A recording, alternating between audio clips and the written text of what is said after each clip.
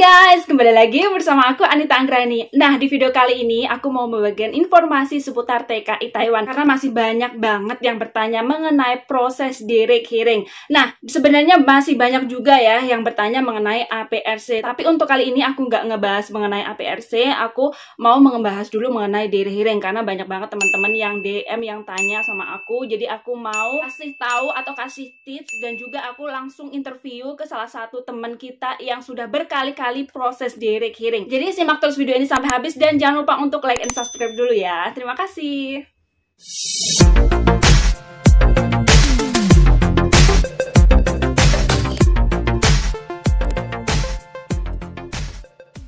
Nah guys, sebelum lanjut, aku mau ngingetin ke teman-teman dulu, kalau kirim uang pakai aja aplikasi YorPay, aplikasi yang sudah resmi, aman, amanah, dan cruise-nya tinggi. Aplikasi ini semacam OVO dan Gojek, kalian bisa melakukan transaksi apa aja tanpa keluar rumah. Di sini kita juga bisa beli pulsa, belanja online di Shopee, Lazada, Tokopedia, dan juga bisa bayar cicilan ataupun bayar zakat. Dan kalian lebih irit karena satu kali ongkir di Taiwan kita bisa transfer berkali-kali ke nomor rekening Bank Indonesia. Transfer sesama YorPay gratis. Dan untuk isi saldo, satu hari kalian bisa transaksi 40.000 NT dan dalam satu bulan kalian bisa isi saldo atau kirim uang 80.000 NT. Dan buat kalian pengguna baru, free ongkir isi saldo dan juga free ongkir transfer. Dan buat kalian yang mau mengajak teman kalian untuk daftar aplikasi YorPay dan memakai kode referral kalian berhasil verifikasi 1 dan 2, kalian dapat 50 NT per orangnya. Jadi semakin banyak teman yang kamu ajak, jadi semakin banyak juga cuan yang kamu dapat. Nah guys, tunggu apa lagi? Cobain aplikasi YorPay ini. Aplikasi YorPay adalah aplikasi yang bagus banget.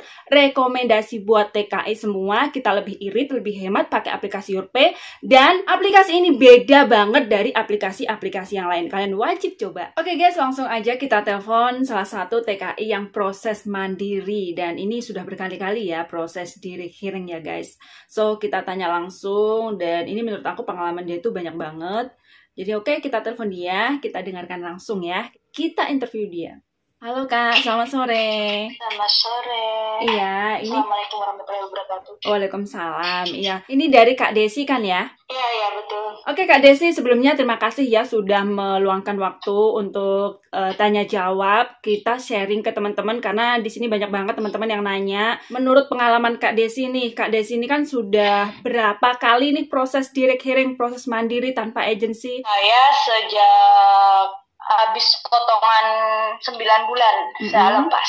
Sama majikan pertama dilepas dari agensi. Gitu. Jadi potong gaji tuh langsung lepas agensi gitu ya? Iya, itu dulu kan pertama datang ke Taiwan itu gaji kita tidak terlalu tinggi. Majikan itu melihat kita seperti kasihan gitu. Hansingku gitu ya. Daripada setiap bulan dipotong. Kak Desi ini kan baru pindah nih dari majikan pertama. Udah berapa lama bekerja di sana? Saya bekerja sudah 5,5 tahun di majikan pertama. Terus habis gitu karena yang dirawat meninggal dunia, terus otomatis mau pindah kan? Nah itu menurut pengalaman Kak Desi, Kak Desi kan tidak ada agensi, terus Kak Desi juga tidak datang ke kantor DH atau kantor direct hearing. Itu siapa yang membantu Kak Desi? Itu langkah-langkahnya yang setahunya Kak Desi itu gimana? Pasti kita yang nggak ngerti apa-apa, pasti nih ya dalam hati itu bergejolak gitu. Iya benar-benar takut, iya. kecewa, terus ini kecewa karena tahu-tahu yang kita rawat meninggal, belum siap apa-apa udah meninggal, aduh punya tanggungan di rumah kayak gini dan lain-lain gitu. Iya. Ya perasaannya campur-campur. Terus saat itu saya nggak ngerti mau kemana gitu. Nah tanpa saya sadari ternyata majikan saya pun membantu saya, membantu mencarikan majikan baru gitu. Saya dipromosikan ke teman-teman beliau. Oh, jadi majikan lamanya itu membantu Kak Desi untuk mencari majikan baru. Terus untuk prosesnya secara mandiri itu majikan baru gitu ya yang memproses ya? Yang memproses ketika saya sudah interview sama calon majikan baru. Waktu dulu kurang lebih ada 5 orang. 5 orang calon majikan baru. Nah itu nanti dipilih yang mana yang sweating apa yang pokoknya yang saya cocok yang mana nanti bilang ke majikan. Majikan saya bilang ke calon majikan. Setelah itu mereka proses, calon majikan baru proses mendaftarkan diri atau gimana gitu. Nah, majikan saya proses untuk memutuskan kontrak dengan saya. Berarti majikan lama proses dokumen untuk memutus kontrak kerja sama Kak Desi, terus Kak Desi yang membantu proses baru mengenai direct-hiring, yang kontrak baru itu majikan baru gitu ya? Ya, majikan baru yang jalan. Oke, nah ini dengar-dengar Kak Desi juga barusan nih kemarin kakek yang dirawat juga meninggal dunia nih, jadi otomatis pindah lagi. Iya, cari lagi. Iya. Nah, itu gimana tuh? Cari lagi sistemnya juga sama, kurang lebih sama yang pertama. Jadi majikan yang kedua ini, saya minta tolong ke majikan yang kedua ini, minta tolong carikan teman Anda yang membutuhkan pekerja migran seperti saya. Gitu. Iya. Terus dibantu nyari. Nah, terus dibantu cari. Terus interview, kemudian deal. Nah, saat interview kita juga harus berani ngomong. Benar, berani ngomong mengenai peraturan atau mengenai gaji nih. Pertama mengenai gaji ya. Intinya pertama mengenai gaji. Masalah lingkungan, kebiasaan kita, apa yang kita inginkan, terus apa yang majikan inginkan, terus nanti kita bisa bernegosiasi, berdiskusi. Nah, yang terakhir baru ke intinya masalah gaji. Dan intinya mengenai gaji nih, pengalaman Kak Desi selama proses direct-hiring dari awal majikan sampai saat ini nih, gimana nih gajinya yang didapat? Apakah semakin bertambah, apa semakin berkurang, atau gimana? Alhamdulillah setiap ganti majikan, setiap ada cobaan, meskipun berat ya Mbak. Iya, benar. Selalu ada hikmah. Ada kenaikan gaji. Soalnya dulu majikan pertama aku, waktu mempromosikan aku, dia bilang ke teman-temannya, tolong kalau mengambil migran ini, tolong kalau bisa gajinya dilebihi dari saya menggaji dia waktu dulu. Dia bilang gitu. Jadi bisa naik. Alhamdulillah sama majikan ini dibantu.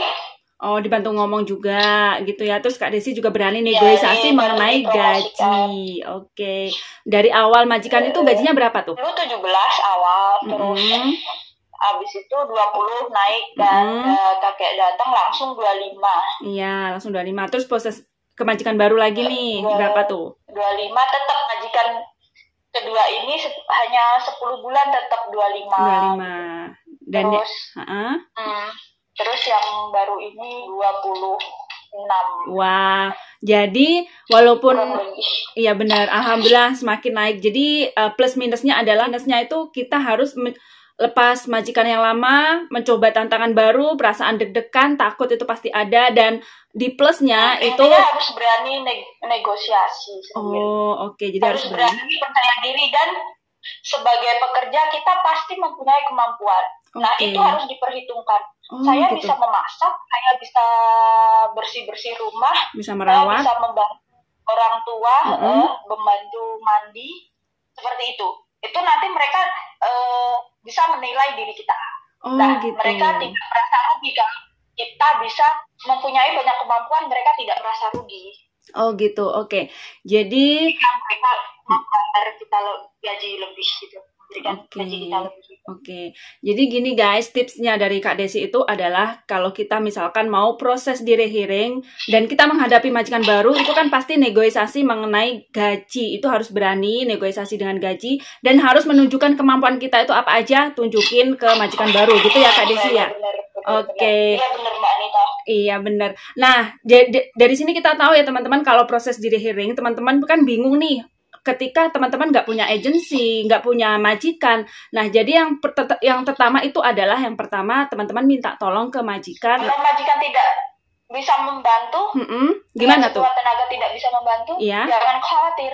Gimana caranya? KDEI ada shelter buat menampung para pekerja migran yang tidak memiliki agensi. Oh gitu. Catatan mereka resmi. Oh gitu. Oke, nih guys perlu dicatat nih guys. Kalau misalkan kalian mau pindah ke majikan tapi kalian itu tidak punya agensi dan bingung majikan kalian tidak bisa membantu, teman-teman bisa menghubungi ke KDEI karena ada shelter yang bisa menampung kalian. Dan ada lagi nih Kak, katanya bisa menghubungi kantor DH langsung. Kalau misalkan kalian nggak berani telepon, kalian juga bisa minta bantuan majikan untuk menelponkan kantor DH. Nah selanjutnya kita diinterview sama majikan yang barulah yang bantu proses nanti majikan baru. Gitu ya Kak Desi ya? Iya benar-benar. Oke Kak Desi, untuk informasinya kali ini terima kasih banget sudah meluangkan waktu di ketika Kak Desi sambil sibuk nih ya. Jadi terima kasih banget. Iya, dan semoga ya, sama-sama Mbak Anita. Iya, dan semoga nih ya di majikan baru betah, terus bisa finish kontrak dan tercapai apa yang menjadi cita-cita Kak Desi ya. Amin. Oke Kak Desi, sekian dulu. Terima kasih ya untuk waktunya hari ini. Sama-sama Mbak Anita. Iya, bye-bye. Nah oke guys, jadi itu tadi informasi dari aku. Apabila ada saran dan kritik atau pertanyaan, teman-teman boleh aja tulis di kolom komentar. Jangan segan-segan ya guys untuk bertanya. Dan apabila ada saran dan kritik mau buat konten apa, video apa, teman-teman juga boleh tulis di kolom komentar. Jangan lupa juga download aplikasi YourPay, aplikasi pengiriman uang yang resmi, aman, amanah, dan kita irit ongkir. Oke guys, sekian dulu video dari aku. Terima kasih buat teman-teman yang sudah menyaksikan video ini. Tentunya mohon dukungan dari teman-teman agar aku semangat buat informasi terbaru selanjutnya. Caranya gampang banget, hanya klik tombol subscribe dan jangan lupa di like, di komen, dan di share. Terima kasih teman-teman, sampai jumpa di video aku selanjutnya. Bye-bye.